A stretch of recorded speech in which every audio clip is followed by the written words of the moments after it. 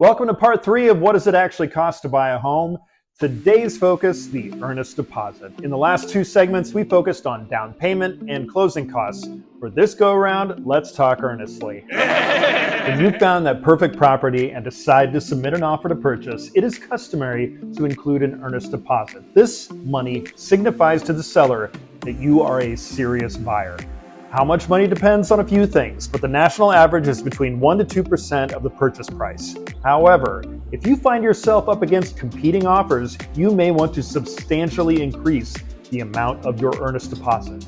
Side note, different states have different practices. In some states, it is customary to have an earnest deposit as high as 10% of the purchase price.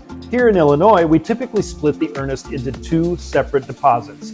The first is usually due within 1 business day of both parties signing the purchase contract. The second deposit is due after the home inspection and attorney review.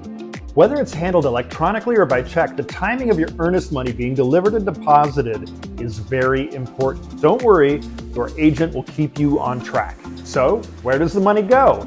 Most of the time, your earnest money will be put into an escrow account held by a title company, the brokerage representing the seller, or a legal firm. Whomever holds it, they will reunite you with your money at closing. Those earnest funds are put towards your closing costs or down payment. Let's deal with a question that almost always comes up. What if something happens during the transaction and I no longer want the home? Do I get my earnest deposit back?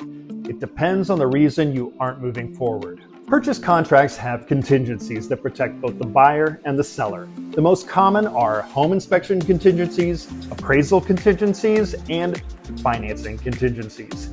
If these contingencies are not successfully removed, by and large, the earnest money will go directly back to the buyer in short order. Now, if the buyer and the seller have made it through all negotiations, removed all of the contingencies, and the buyer simply does not want the house any longer, it's not for them, the buyer will likely forfeit their earnest money. And depending on the situation, they may be setting themselves up for litigation.